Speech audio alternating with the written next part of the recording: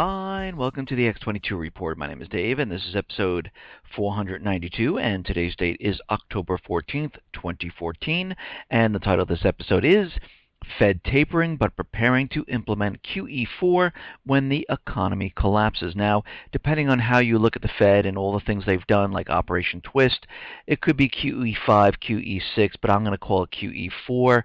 And what we're seeing right now is the Fed is giving a little bit of different types of hints to let us know that something is going to occur. And they want us to get used to the idea if things aren't going the way they want them to go, they will be pushing stimulus into the economy. Now, they're continually letting everyone know in the United States and around the world that we are in a recovery. The unemployment rate has been coming down. We are at 5.9%, and if we get to 5.5%, we are on our way to a fantastic recovery. They are showing that retail, real estate, and everything else is doing absolutely fine. There is no inflation. We see deflation, and they're continually keeping this propaganda out there in the corporate media. The stock market is bouncing up and down. It seems like the high frequency trading, the plunge protection team is having a rough time keeping the market up, and it seems like it starts up in the morning and by the afternoon it just completely tumbles down. So it looks like the real world people are pretty much saying, whoa, I'm getting a little nervous here and I'm taking my money out. And again, we realize that the big money have been taking their money out way before this. Now, we also understand that we've been set up to believe that this economy is recovering, and when this other group or country, and it looks like they have China and Russia slated to hit the financial institutions, the financial system, to bring it down, they will blame it on another country. And of course what they'll have to do as the stock market tumbles down, of course they'll use the kill switches that the stock exchange, NASDAQ, and BAT system have to stop it from hitting rock bottom. They will say they will help the economy by implementing quantitative easing number 4.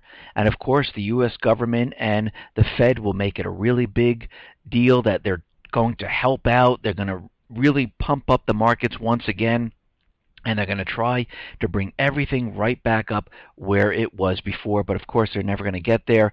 And in the meantime, what's happening is we will be starting World War III to get into war with these countries. Now, of course, when this event occurs, it's not just going to be a cyber attack. It's going to be a multi-pronged attack in different parts of the country, and then eventually we will see power outages and an attack on the financial system. And this is why they're going to be covering the entire thing up. And of course, they're just letting us know that they might have to do this sometime in the future. Now let's get into the economic collapse news. Now, we understand Europe is completely dead in the water right now. Things are quickly deteriorating, and it seems like they're slashing the forecast for Germany pretty much every day now, because they're looking at the situation and saying, listen, this is going to be really bad. So they slashed the forecast from 1.2% for this year and 1.3% for next year. And this is the economic growth for Germany. And we can see that they're going to revise this once again because things are falling apart. We started out with France, Italy, Spain, Cyprus, Greece, all in depressions or deep recessions. It is spreading to other countries, hitting Germany, UK, and then we had the Russian sanctions where they weren't purchasing the agricultural products from the European countries, and that didn't cause the collapse of all this that's going on right now. It just enhanced it. They were already heading down this road. This just accelerated what is going on. Now, here in the States, what we're seeing is they are continually pushing the idea that we are in this fantastic recovery. Unemployment is down to 5.9%, and of course, if you have not been on an interview in 4 weeks, you're just not counted because you really don't want that job. And of course, as we know, there are a lot more part-time jobs and full-time jobs that are replacing the full-time jobs, and this number is completely manipulated. It is a complete illusion of what's really going on. I know many people, a lot of people writing in saying, listen, I just lost my job. I've been sending out resumes. No answers at all. Just dead. Nothing. Nothing is out there.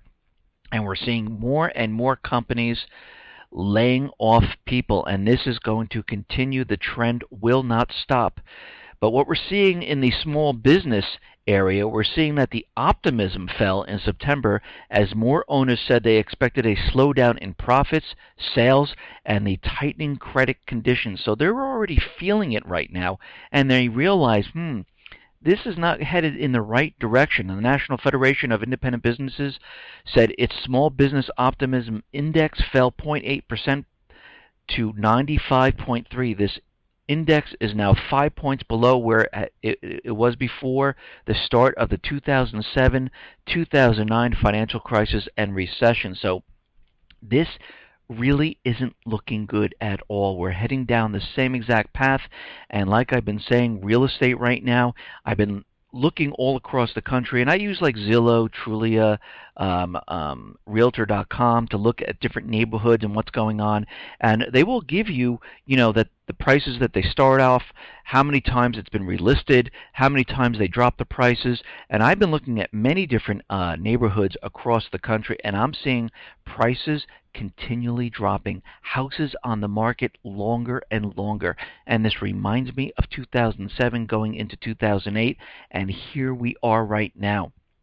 And the U.S. housing picture is once again the worst it has ever been. Wells Fargo Q3 earnings, their mortgage applications declined from a transitory one-year high of $72 billion in the second quarter to $64 billion.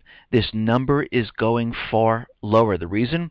Wells' mortgage application pipeline just tumbled back to $25 billion, matching the lowest number since Lehman, and putting an end to any debate about the state of the U.S. housing market. The only people buying houses in the U.S. now are foreigners laundering their illegal tax-exempt profits, and those who are very close to the Fed's ZIRP, where they're getting the free money, and of course they're paying for all the housing in cash. But we're seeing a lot of the hedge funds and investment companies trying to get rid of their homes because they realize they've reached the top of the bubble. It's coming down and they want to get out. Kay Schiller is saying we are no longer accelerating in prices, we are decelerating and prices are coming down. And we see mortgage applications plunging, we see pending home sales plunging. This is not a good scenario. We are headed into the winter months where real estate really starts to fall apart, and we're starting to see this right now. We're starting to see the traffic of those people looking for homes is non-existent. And you have to remember, the college graduates who are coming out of college, they can't find jobs. 80% of them are having a very difficult time finding a well-paid job in their major. And a lot of times what they do is they take a part-time or two part-times or another job which is lower pay. They stay home with their parents. They live in their childhood rooms, and they don't leave because they have that huge amount of student loan debt. And that is why the government is in there giving them modifications, deferring their loans, because they realize these people cannot pay. And that is why the federal government, the Obama administration, is making it easier for the illegals to get student loans, because what's happening is the Americans who are going back to school are starting to dry up right now, and they need new fresh bodies getting student loans. They need to keep the debt cycle going. They can't have it stop, and this is exactly what they're doing. It's part of the agenda of having the illegals come across the border. Now, Fed Williams is out there, and he's saying that QE may be needed if economy falters. Now, we discussed this a little bit before in this report, and basically what he's saying is that he would be open to another round of asset purchases if inflation trends were to fall significantly short of the U.S. central bank's target. What he's really saying is that this whole entire system is going to come down, and they're going to have to increase quantitative easing. We're already seeing the effects. We are already seeing what's happening. The European countries are falling apart. It will spread here to the United States, and eventually, once these manipulated numbers become so far apart from the real economic indicators, we're going to need a huge boost of quantitative easing, because of course, they're going to blame this on another group or country, not on themselves, because they want all eyes off of themselves. And of course, as we go throughout the rest of this year, everything is going to just start to completely fall apart. The Christmas season is going to be awful. Real estate's going to plummet even further. They'll manipulate the job numbers. And of course, nothing is going to happen before the elections because they're trying to keep everything at status quo. And then right after the elections, you're going to see certain things start to ramp up, and we're going to see things start to really happen here. Now, it looks like Russia and China, they are making another new deal. They're building a high-tech park. China and Russia on Monday signed a memorandum of understanding to jointly build 2 high-tech parks, one in each country. The RDIF plans to help the Russian park attract high-tech companies from both countries and promote development of international companies within the park. So they're looking for high-tech companies to come into each one of their countries, and it looks like they're trying to build their entire economic system and bringing in companies. And it seems like this is what they've been doing all across the world, making business deals. In the meantime, the United States central bankers have been making war. Now, as we know, in November 30th, there's going to be a referendum of the Swiss Gold Initiative. And right now, it seems like the central bankers are out there and they're spewing propaganda that this is not a good idea. The Swiss National Bank and the Swiss Parliament on one side and the Swiss People's Party on the other have begun, and we expect it to escalate as the day draws nearer. They're going back and forth, and of course the central bankers are out there saying that we are completely opposed to this initiative. They have warned that a yes vote would severely hamper the ability of the central bank to conduct its business. Basically what they're saying is, we will not be able to print as much as we're printing right now, and you're going to put checks and balances on us, and this is going to be a huge, huge problem. The gold referendum was proposed by the SVP and backed by the necessary 100,000 signatures required that put an issue to referendum in Switzerland. The SVP is one of the largest political parties in Switzerland. The SNB opposes the repatriation issue on the somewhat flimsy grounds that in a dire national emergency, foreign holdings could be sold quickly, whereas domestic holdings may be tied up. And of course, as they know, the central banks realize that the Fed does not have their gold, and they know they can't get it, and they're coming up with different excuses to say, yeah, this is why we don't want to get the gold back from the Fed. And the real reason is because they really just don't have it, because they asked for the gold back, and they only delivered something like 5 tons or something like that to Switzerland. Okay, now, in regards to Obamacare, we realize that this is completely not for the people. And if it was, like I said in many other reports, we would have seen our leaders sit down in front of the computers, purchase their Obamacare policy, and show everyone around the country that they've done this. But they didn't do this. They exempted themselves. They kept their own policies. And this is how we know it's really not good for the people. And of course, as we know, Obamacare is intertwined with many taxes and penalties. We see that the website is costing a lot more money, but we're now starting to see that the total cost of Obamacare is going to be around $300 billion now. It's a lot more than when it started, and it's continually costing more and more money. Just wait until the bail-ins for the insurance companies come, and of course Congress has to vote on this. But what we're seeing is they're trying to fool the American people because they're not giving them the premiums on the Obamacare site, and they're saying that, oh, it's because of a glitch, that's why you're not seeing it. You'll see it after the elections. And of course, what this really means is that the premiums are going to be much, much higher. A lot of the states right now are reporting in that premiums are rising from 12 to 19%, and we're starting to see this more and more. And of course, we have elections coming up. They don't want this out there, and then after the elections, they don't care. You can see the premiums all you want, and everyone's going to they're going to have sticker shock when they see these prices. And I wouldn't be surprised if a lot of people say, you know what, just forget this right now. I cannot pay for this. This is absolutely ridiculous. I'll just have to take the penalty and take my chances at this point. Now, it seems that all the spying, the NSA spying, the fusion centers, the FBI facial recognition, it seems like they're having problems stopping the real suicide bombers, or if there are real terrorists out there. The Counterterrorism Agency said an American suicide bomber who made frequent trips to the Middle East was not under surveillance and could not be unless there was an informant tipping them off to his activities. Basically, what they're saying, everything they have set up, the NSA spying, the DHS Fusion Center, and the FBI, with all their databases and facial recognition, are completely worthless unless someone tips them off. This is absolutely ridiculous. So where are all these technologies pointed towards? That's right, the everyday American person. They're not looking for terrorists. They're not looking for suicide bombers. What they're doing is they're looking at your financial records. You're looking at your email. Who's going to be a threat to them? This person wasn't a threat to them, so they didn't take a look at him.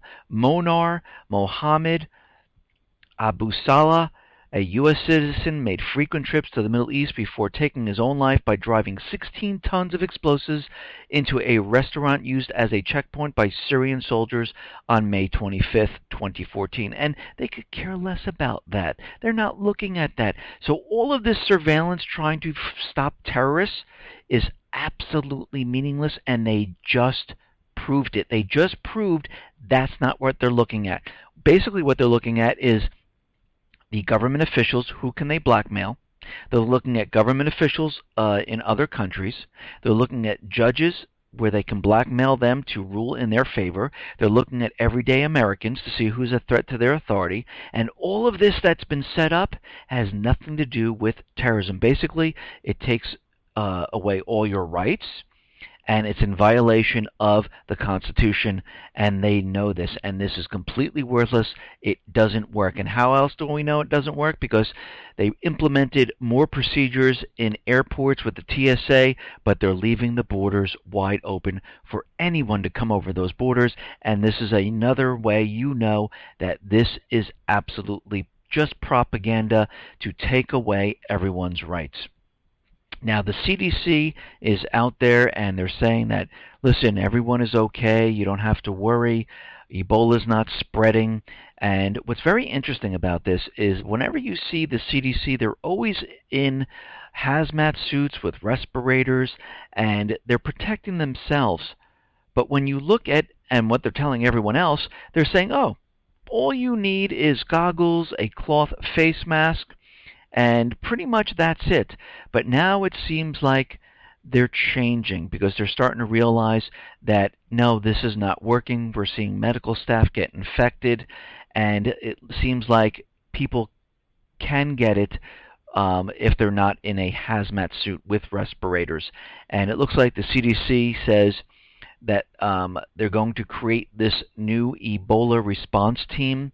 They're going to have the most experienced staff, and they'll be able to fly anywhere in hours and go right to that hospital with no problem whatsoever.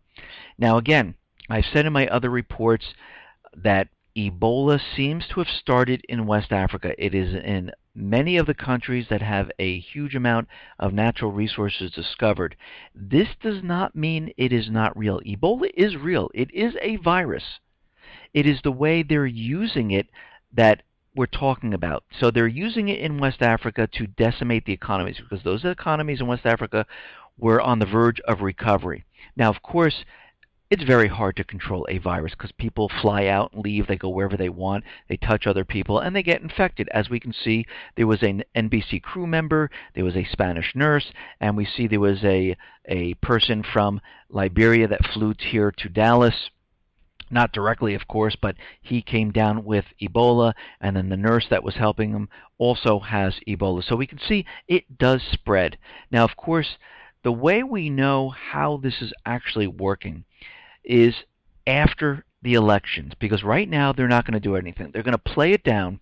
They're going to pretend it's not a real threat because they don't want your eyes off of what's really going on with what's going on in the Middle East and what's going on in all parts of the country. They don't want people to stop flying. They don't want the economy to come down yet. They don't want any of that. So right now they're trying to keep status quo. Now, after the elections, we have to see the actions they take at that point, because again, we don't need it to spread across the country.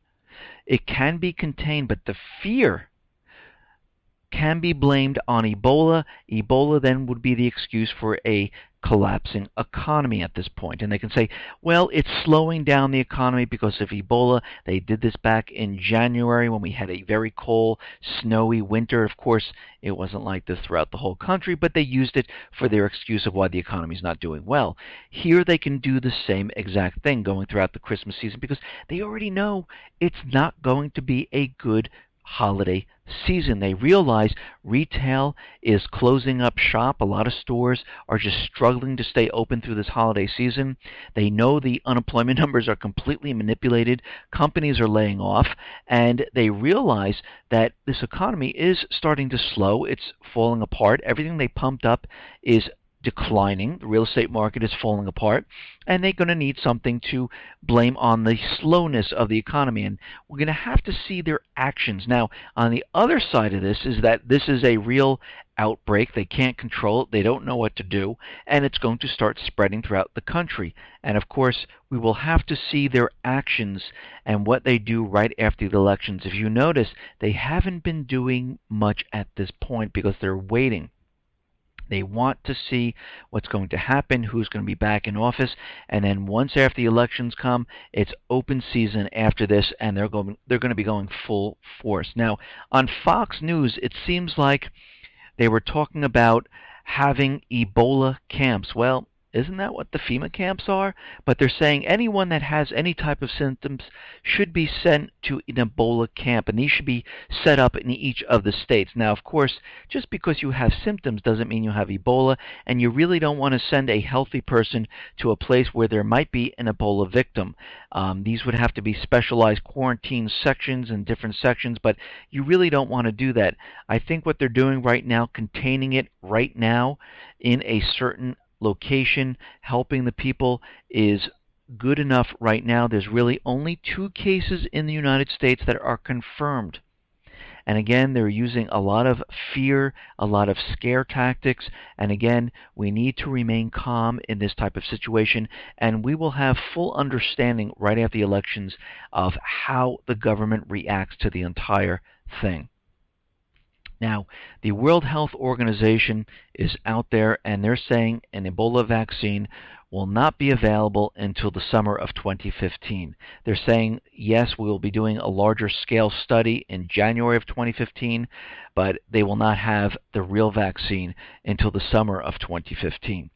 Now, it looks like the president of North Korea, Kim Jong-un, he is back, and it looks like he made his appearance back into the limelight to show everyone that he is fine. So it could have been a health issue, and again, there were speculations that he was taken out. There was a coup going on, but it seems like this is all false. It was a health situation, and it seems like he is back, and we'll have to watch the situation as we go further. Now, in Nigeria, it seems like the military authorities have arrested several soldiers believed to have been operating as moles and providing vital security information to Boko Haram, and they're interrogating these people because they've been giving the terrorist group information of where the forces are going to be, where they can maneuver to, and we'll have to see and watch that story as more comes out. Now, as we know, in Afghanistan, the United States put in the president they wanted, and of course they made the other guy chief executive or something, which means absolutely nothing. They got the guy in there that they wanted. It's a puppet regime. They wanted the bilateral security agreement signed, and this is exactly what they got done. And what we can see right now is that the United States is continually messing with Afghanistan's internal affairs. It appears that the government in Washington, D.C. is selecting Afghanistan's cabinet.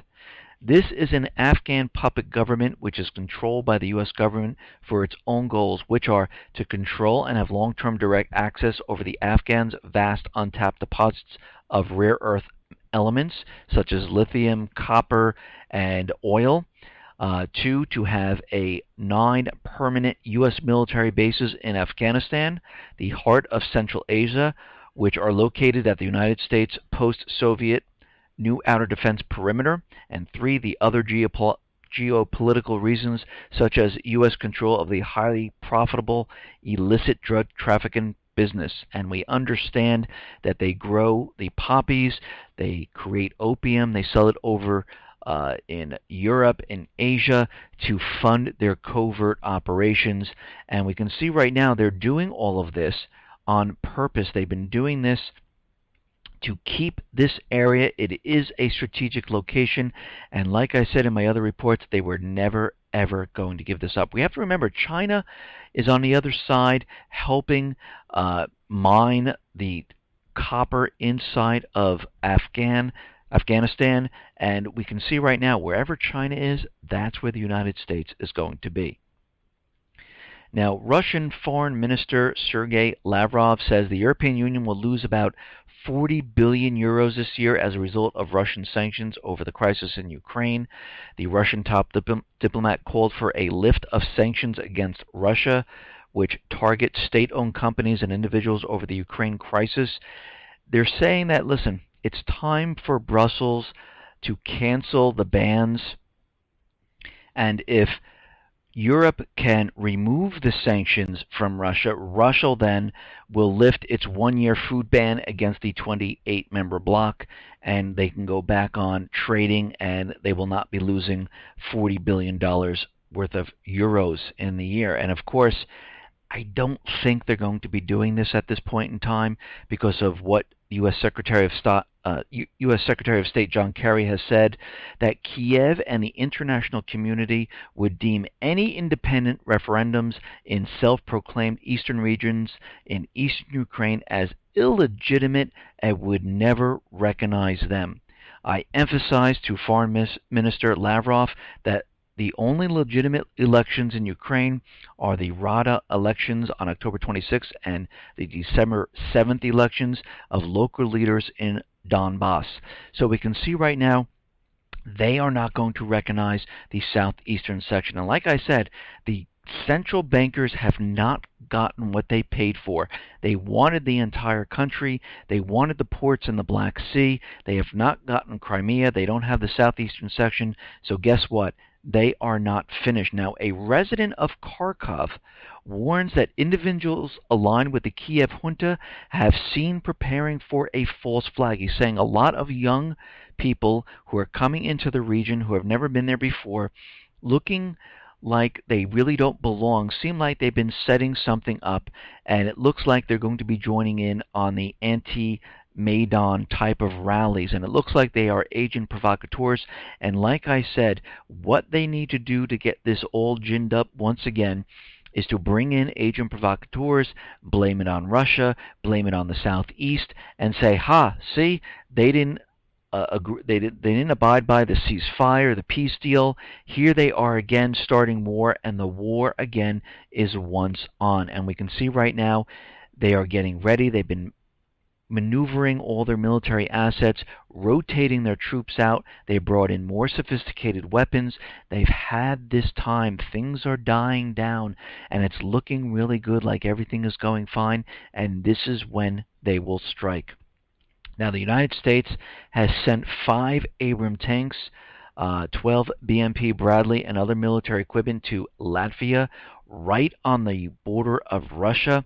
And Russia is out there saying, listen, we want this peace deal in Ukraine to go smoothly. So all our training exercises and troops, we will be pulling it back further into Russia to show good faith that we do want peace. But again, as we can see from the statement of John Kerry and what they've been doing, they do not want peace, and we're going to see something occur very, very soon. Now, we understand that the United States has been selling the Arab Emirates military vehicles. They sold them about 4,569 mine-resistant ambush-protected trucks. And this could equip a force of Arab nations that has yet to be created. So there is a definite reason why these vehicles are being sent into this region. This is coming from a U.S. government official who pretty much wants to remain anonymous at this time, that this truck sale is in preparation for something much, much bigger, and for a Arab nation that hasn't been created just yet. Now, it looks like the Yemeni rebels have seized a major port city to add to their vast expanding territory just hours after the new premier was named in a bid to resolve the political crisis.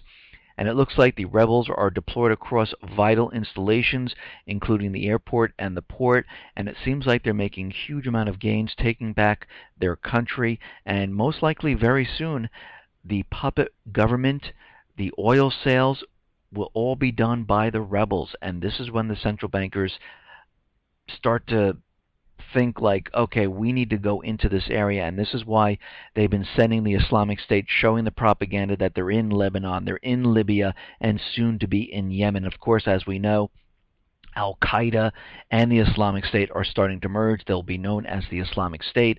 And again, there's different groups here. And you have to remember this. The Islamic State that is controlled by the United States, Israel, UK, and other Arab nations are the ones that are causing chaos in Iraq and in Syria.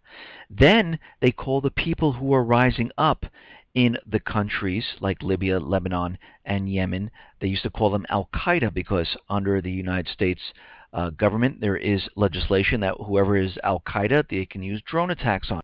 Now, there's new legislation coming in for the Islamic State, so they will call everyone the Islamic State. So those are the people in these countries, because anyone who's against the puppet government is a terrorist, so they call them Islamic State, so they can use military force on these people. And then we have the other Islamic State, which is the controlled paid mercenary army that they're using to go after Assad. So we just need to keep that very, very clear. Now, it looks like the Islamic State is preparing a massive assault on Baghdad. Officials said the Iraqi intelligence community, backed by help from the United States, detected that the Islamic State preparations for an invasion of Baghdad over the next few months. The officials said that the Islamic State was amassing thousands of fighters in towns around the capital while infiltrating the city itself. And we can see they're getting prepared. And again, this is a lot of the tribes, the Sunni tribes inside of Iraq, where they saw this opportunity to take back Iraq. And of course, the Islamic State was thrown in there for chaos reasons, so they can bring in the fighting bombers, they can bring in what they need and go after these terrorist groups, which are completely created by the United States, Israel, UK, and other Arab nations. Now, it seems like the Speaker of the People's Assembly, Mohammed, warned that any act of arming the opposition, and the Speaker is from Syria, any arming of the opposition in Syria under whatever names would be a violation of the international law. He slammed the U.S. administration for having formed the alliance in violation of the Security Council's Resolution 2170 on counterterrorism and outside the frame of the Council. The alliance, Al-Lam said, has excluded countries like Russia, China, Iran, and Syria, contrary to the resolution, which stressed that terrorism cannot be defeated except through a diligent and comprehensive approach that involves the participation and effective cooperation of all countries and international and regional organizations. But again, as we know, the United States is not going after terrorists. They're using the Islamic State as a proxy army. And again, they don't want Iran and Syria in there because they're going after them. They're going after Assad and then eventually going after Iran. Now, will they succeed? We don't know. But again, it's a 50-50 chance. But what we do know is if they continually do this and push, we know that Russia and China are on the other side, and they will step in eventually, and this is when we go into World War III. Now, it looks like the Iran Deputy Foreign Minister has rejected Saudi Arabia's foreign minister's suggestion that Iran should withdraw its troops from Syria to facilitate the settlement of the conflict in the country. Now, yesterday I reported on that Saudi Arabia said, listen, you need to remove your troops, stop supporting Assad, and everything will be okay. And Iran said, absolutely not. We are not doing this. We support Assad. We have a good relationship. We support the Iraqi government. We have a relationship with them. And if the United States asks us, we will fight the Islamic State. And of course, the United States is not going to ask them. And most likely, this is what the United States is actually bombing inside of Syria and other groups, of course. Now, as we know, that the Islamic State has used chemical weapons inside Syria. And yesterday it was reported that Turkey, Saudi Arabia have supplied these weapons to the Islamic State. Now, of course, the corporate media is out there saying that, no, they got them from Iraq. They had chemical weapons still there. But again, you're telling me that the United States went into Iraq, left all the weapons of mass destruction, and they didn't clean it up? Well, first of all, when they went into Iraq, there were reports saying there was absolutely no weapons of mass destruction. There were no chemical weapons. So we could say right now that they really didn't get the chemical weapons from there. And what we're starting to see, that an analyst says the Islamic terrorist group has used U.S.-made chemical weapons in a series of chemical attacks, and it looks like these chemical weapons have been transferred over to these other countries, then siphoned into the Islamic State to be used. We saw this happen with the rebels. They had sarin gas. They didn't receive this from Assad. They received it from different areas. They're the ones who attacked the people of Syria. The question is, why would Assad do this to his own people? He wouldn't. So we saw the rebels attack during that false flag event in August, and it came out that, yes, the rebels were responsible for this attack. And even MIT did an experiment of where the missile came from and the trajectory, and they did show that Assad's army at the time could not have fired the missile that landed in that area. It had to come from the rebel side. And of course, who funds the rebels? The United States, the central bankers. And they were perfectly fine with them using chemical weapons on the people of Syria. Of course, the United States now is bombing the people in Syria, and they don't mind killing civilians at this time. Now, it looks like the FBI was behind certain cyber attacks, and it seems like one is coming out that the Federal Bureau of Investigation was behind the UK Sun newspaper attack back in 2011. In July 2011, a group of hackers called the Lulzec conducted a cyber attack on the UK Sun's newspaper, placing a fake story that the owner of the newspaper, Robert Murdoch, had died. They also claimed to have obtained a lot of material from the servers of News UK, co-owned by business magnate Murdoch. And this person, Monsegur, was initially sentenced to about 124 years of imprisonment. However, for his extraordinary cooperation with the FBI, they lifted the charges, and he helped attack many different areas and other contractors, computer servers in foreign countries, here in the United States, in UK, and we can see right now all of this is done through the United States. And we can see whenever they tell us that, yes, we track back the cyber attack to China or Russia, these advanced actors will bounce their attacks if they're actually going to do it off of many, many servers. It is very difficult to track back and say, yes, we pinpointed it, because wherever the last attack was, that's where the IP address is going to be, but that's not where the origination of the attack occurred.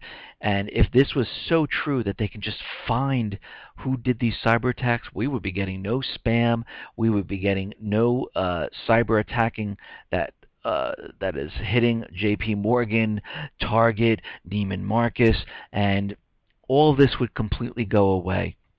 And this is how we know they really have no idea where all of this is really coming. Now, the FDIC is telling all banks right now to prep for urgent threat of cyber attacks. Financial institutions are facing an urgent threat of hacks and cyber attacks, causing regulators to take a closer look at banks' efforts to combat such concerns. The Federal Deposit Insurance Corporation chairman recently cautioned, and this is being done because they realize that they are continually being hacked. They don't really know where it's coming from, and they see that eventually what's going to happen, there's going to be a huge cyber attack. It will hit the financial institutions. It will bring them down. The banks will close. There will be a bank holiday. There will be capital controls. People will not be able to get their money or investments or anything like that. So if you don't have physical right now, you need to get physical dollars, physical gold and silver. Just hold them. because once the attacks occurs, you will be Cyprus. Just like in Cyprus, they woke up one morning, all the banks were closed. They weren't cyber attacked, but they were doing bail-ins at that time, and everything was put under capital controls, and you couldn't get any of your money out. You couldn't transfer your any money. So at that point in time, it is too late. When this occurs, it will be too late, and you want to make sure you have things on hand to be used. Now, it looks like the Islamic State is really pushing the fear factor. They are dumping heads of bodies all in a Syrian border town. And of course, the people are saying they're doing this to scare us to leave.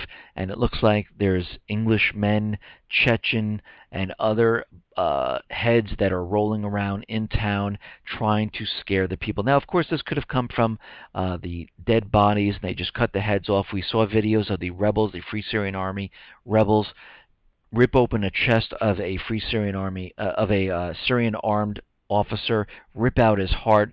So we know that these people do these things, and they're doing it to scare the people to leave the area, because again, where the Islamic State is, that's where the United States is going to go and bomb. Now, Cheney is out there, and he is saying that the next event is going to be 10 times worse than 9/11. It's going to be nothing that we've ever seen before, and he is continually out there saying this nonstop.